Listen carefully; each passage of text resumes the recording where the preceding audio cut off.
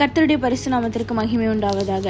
ஓசியா புத்தகத்தில் நம்ம பார்க்கும்போது தேவன் நம்ம என்றைக்குமே விட்டுவிட மாட்டார் அப்படிங்கிற ஒரு ஆழமான உண்மையை நம்ம பார்க்க முடியும்.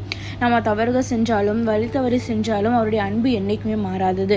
இஸ்ரவேல் ஜனங்கள் பார்த்தீங்கன்னா தேவனை மறந்த போதும் தேவன் அவர்களை மீண்டும் அழைக்கிற ஒரு தேவனாய் காணப்படுகிறார். ஒருவேளை இஸ்ரவேல் ஜனங்கள் மீண்டும் மீண்டும் தேவனை மறந்து கொண்டே இருந்தாலும் தேவன் அவர்களை மீண்டும் அவருடைய அன்புக்குள்ள அழைக்கிற ஒரு தேவனாய் காணப்படுகிறார். இதில் நாம் பார்க்கும்போது மனுஷங்க விசுவாசம் இல்லாதவர்களாக இருக்கலாம், ஆனால் தேவன் விசுவாசம் உள்ளவர் அப்படின்னு சொல்லி பார்க்க முடியும்.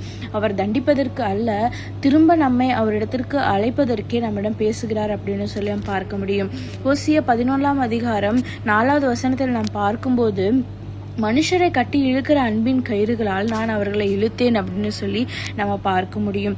ஸோ இன்று நமக்கும் அதே அழைப்பை தான் ஆண்டவர் கொடுக்குறாரு. நம்ம எவ்வளோ தூரம் செஞ்சாலும் ஆண்டவரிடத்துல தயங்காமல் நம்ம திரும்பும்போது அவர் நம்ம ஏற்றுக்கொள்ள, அவர் நம்மை புதுப்பிக்க அவர் போதுமான தேவனாய் காணப்படுகிறார்.